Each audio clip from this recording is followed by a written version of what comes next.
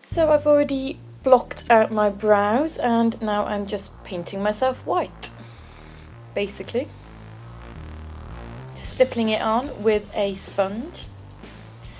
I want this to be quite an even base, so I'm putting it on quite thickly and I do a couple of coats. And then I start to draw on the feather shapes. So what you want to do is keep these shapes sort of quite organic, don't make them too uniform, and also make sure that they go along with the shape and contours of your face and body, because that's the most flattering look. I'm just using a brown eyeliner to draw mine in. You can use whatever you have to hand. So I wanted to draw mine just up one side of my face and down onto my body, and then just a little bit on the other side. I didn't want it to be too symmetrical. So I'm just drawing above the one eyebrow on the other side. Now time for shading. So taking Margot by Laura Mercier, I'm just shading around the edges of each of the feathers to make it look as if they're raised up from the face rather than simply drawn on. So just putting it on with a small stiff brush and then blending with a fluffier brush. You want to do this around the edges of all the feathers.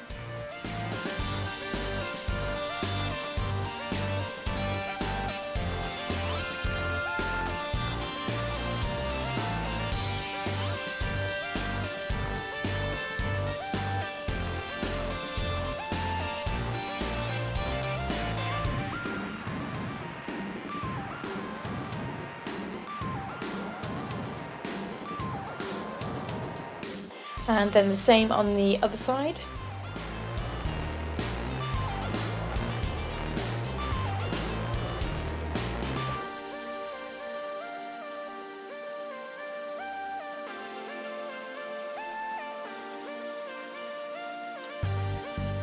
I wanted this to be a very monochrome look, so there's not a great deal of colour in this look. In fact, there's no colour in this look at all. Right, using the same shade of grey, I'm just carving out my cheekbones on the side where I don't have the feathers, and then also the socket line of my eyes.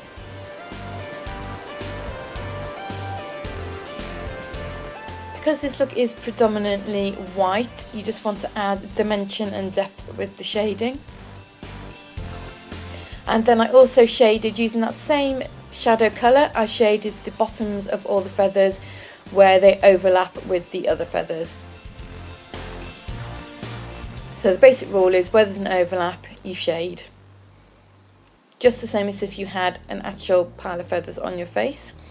If you need a little bit of help here, you can either use reference pictures, or you can literally put a pile of feathers next to you if you can find some feathers in a haberdashery, and just copy those.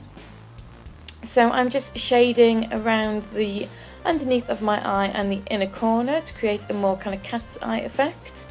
I want this look to be very pretty and soft.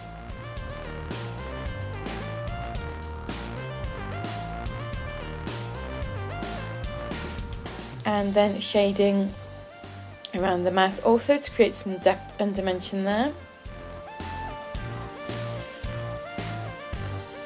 Shading the corners of my mouth to turn them up slightly to make me look nice and smiley.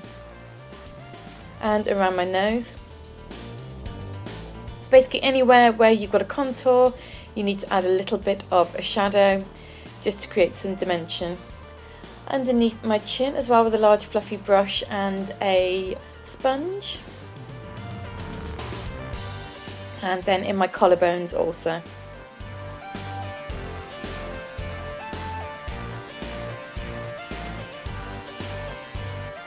Just make sure all these shadows are nicely blended, nice and soft. And then going in with a deeper grey and just deepening up some of those shadows in the feathers, at the bottoms of the feathers. Really not explaining this very well, am I? It's quite early in the morning and I'm a little bit tired. But you see what I'm doing. You see what I'm doing, beauts. And I also just did the kind of the spine up the middle of the feather too with that same dark grey. Now, to keep this organic, you don't want to put the dark shadow on every single feather, just some of them where you want to deepen the shadow a little bit. And you also want to deepen all those shadows that you put on your face with that same dark grey.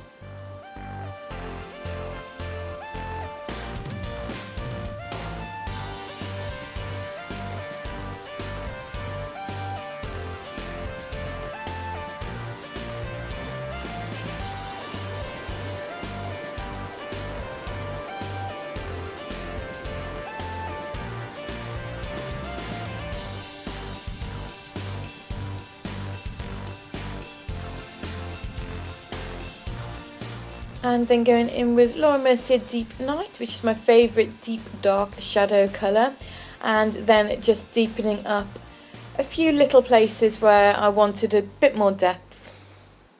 So again, you don't want to do this everywhere, just in certain places.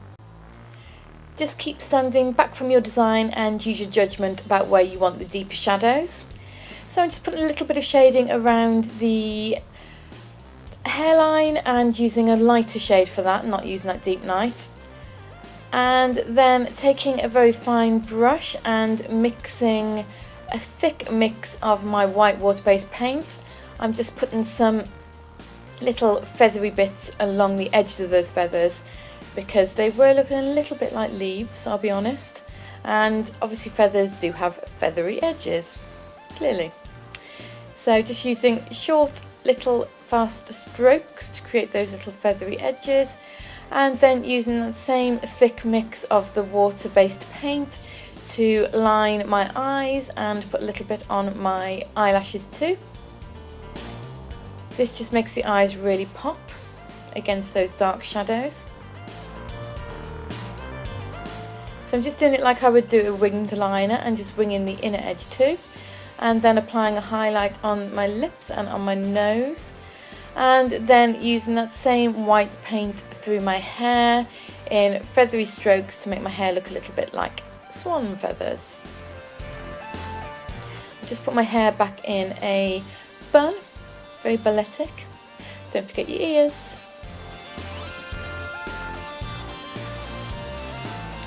Combing that through, and then we are done. A little bit of fine tuning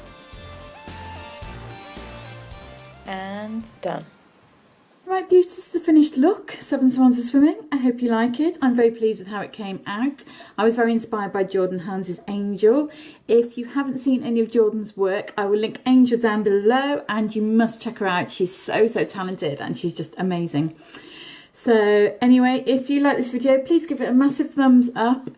Please drop me a comment or give me a thumbs up, because YouTube have changed the algorithm, which means now that us YouTubers need engagement in our videos in order to keep showing up in the searches.